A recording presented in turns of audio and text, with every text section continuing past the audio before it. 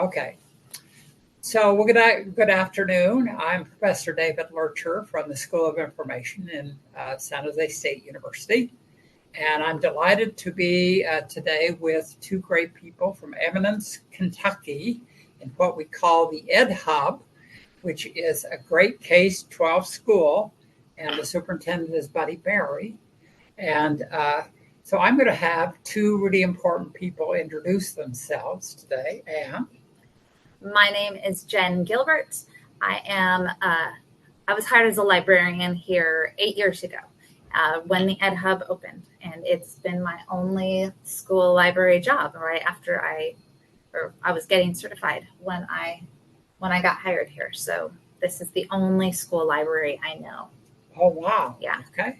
My name is Kendra Waddell. I'm an EdHub integration specialist. It's a special title that's kind of made up for me because I'm not technically a librarian. I don't have my library certificate, but I replaced a certified librarian, and I work closely with Jen and all of the fun things we get to do here. So my background is as a certified English teacher, and that's what I did for 15 years, and I've been at Eminence for quite a while.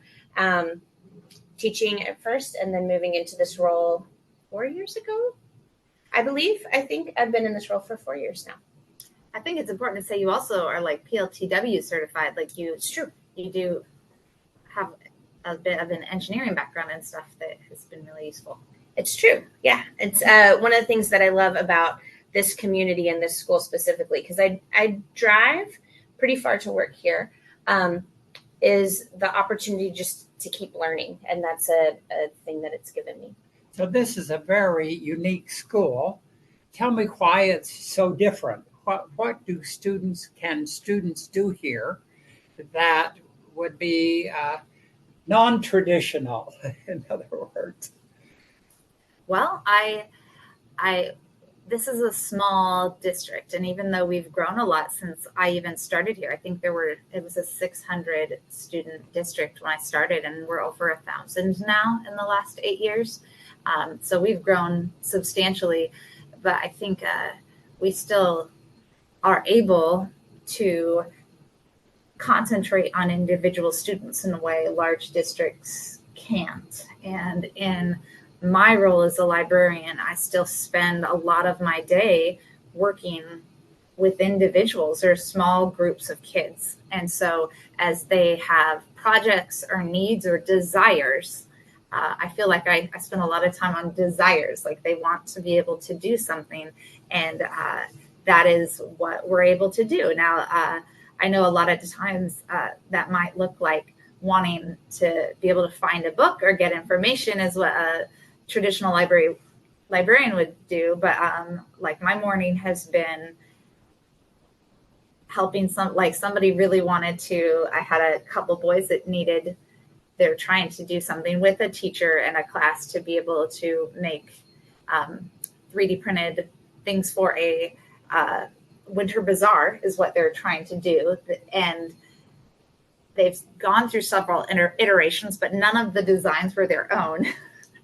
And we've just kept kind of pushing back, and because they're smart boys, and we just kept pushing back and telling them why this wouldn't work and why this wasn't really efficient. And we printed some things and we were trying things. And finally, I just sat down and I was like, you need to learn how to take this part of what you want and you need to design now. Like you need to take parts of this and you need to rework this. And that's what we were doing. Like you're teaching software, you're teaching tools, you're teaching machines. And so it's a library that is not only interested in the consumption of knowledge, but the creation of knowledge. Exactly. So there's lots of building, constructing, taking more ownership in my learning. Is that, how do you feel about that as you watch kids grow and develop here? I think that's very true. And I think one of the things that makes that possible is the district has invested in 2 full-time people for that position. So in many schools, a single librarian running a library is a full-time job, right. Just the book side of it. And so because we have so much flexible, unscheduled time, because we're trusted to do as much as we can to get kids in using this variety of tools in our makerspace, I think then students have that. It just can happen. It's impossible for it to happen if there aren't enough staff and if there's not enough time for that creativity to happen. So how do you get into the classroom? That is, how do you integrate what you do with what the teacher wants to have happen with children? Do you want to talk about exemplars and that piece, like the graduate profile piece, how that kind of connects? I feel like that's a strong connection for us with micro-credentialing. It is a strong connection. We our graduate profile we call it the exemplar. So if we use that term, we're not trying to be confusing. We just use that a lot. But so our exemplars, starting in middle school, 6th grade through 12th, we have 8 different exemplars categories that kids are required to complete different tasks in order to advance to the next grade level in. And some of those teachers work hard. The base level of them, teachers do try to integrate into classes. So especially things that are woven into the library, teachers try hard to give opportunities in class to do. So we had a math teacher come down, and they had spent time in class working on making t-shirt cannons in class. And that wasn't, we hadn't worked on the cannons or anything with them. And I'm not sure what all the math part was. But then they had bought a certain number of t-shirts and they wanted to sublimation. They knew we had sublimation printers. And so they wanted to get micro-credential. They had some designs and they wanted to sublimation print on the shirts. And that's a pretty fast and easy thing. They just needed help in understanding how to do that. And they needed the space to do that. So then they were just coming down, and that class, we see that class all the time now doing other things. And they've come, parts of that class that teacher is just really comfortable. And those kids are really comfortable. Like you see trends happen where once they realize, oh, this is open to us, like part of that class has come down to make laser cut marble runs for like they just once they let's name those eight exemplars. They are communicate, create, innovate, persevere, synthesize, contribute, collaborate, and compete.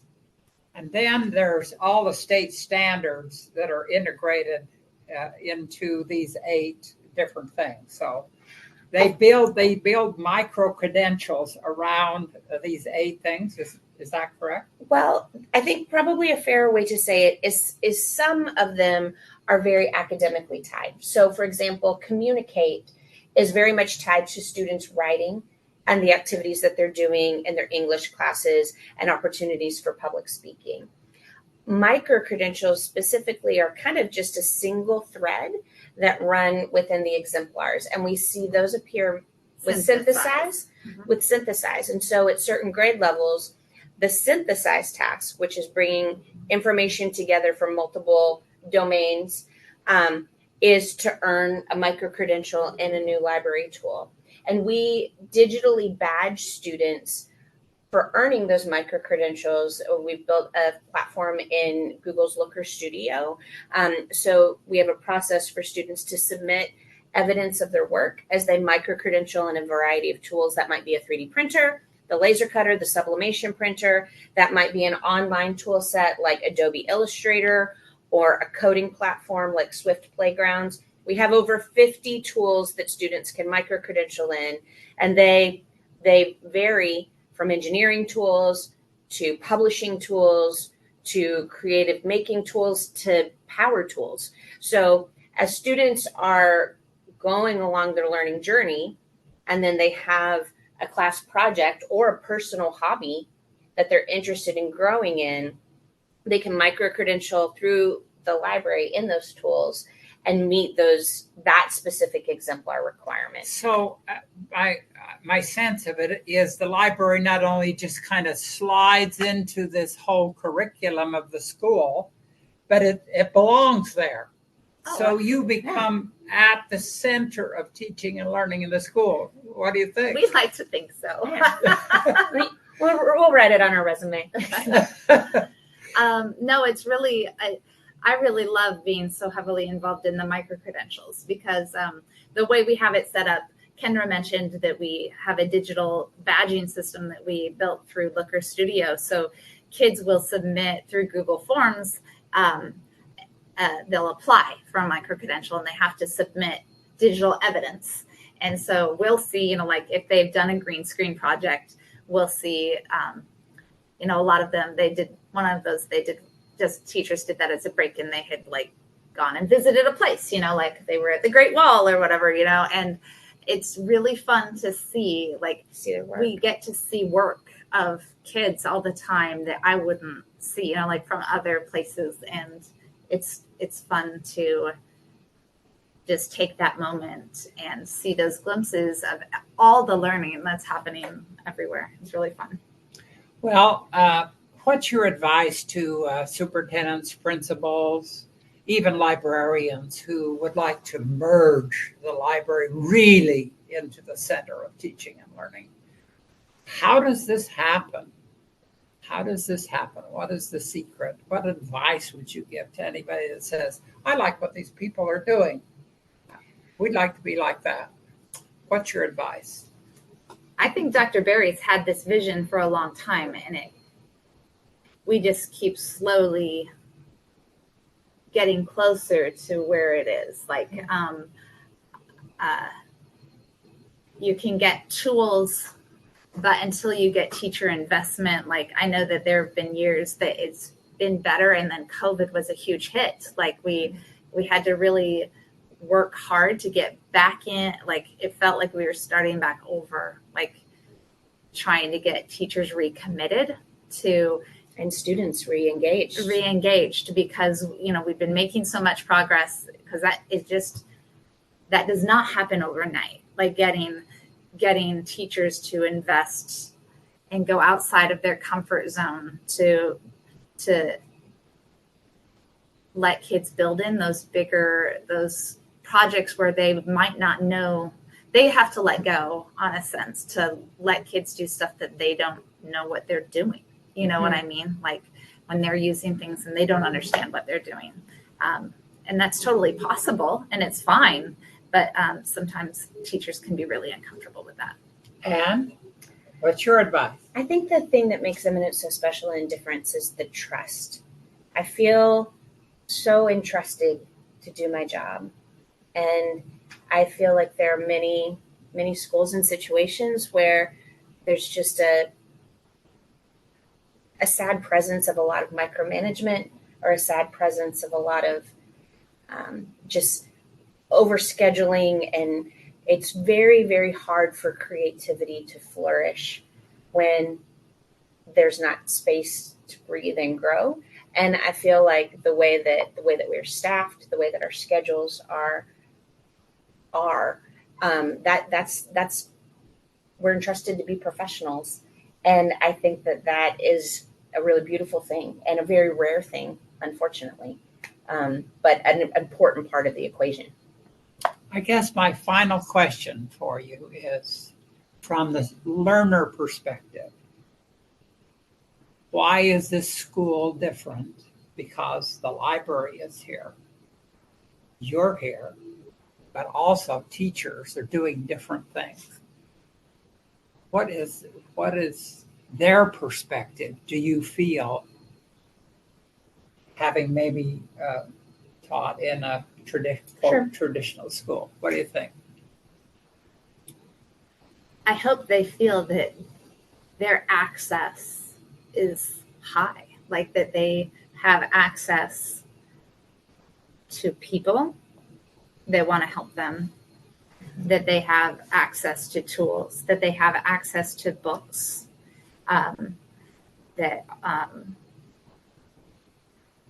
is, I think, what we're trying to build, is a climate of access where they are empowered to reach and get what they want and what they need. And that's what we're building here. I just interviewed two students here, just right out here, and asked them why they like this school. And they said because we are in control of our learning. They feel like they are a part of this, That's not just good. not just being told what to do. Mm-hmm. They are creating what they want to be, And so it's been delightful to talk to you. I think you are the future and the present of great school libraries. Thank you so very much. Thank you. We appreciate being here. Thank you. It's a pleasure to have you. Thank you for coming.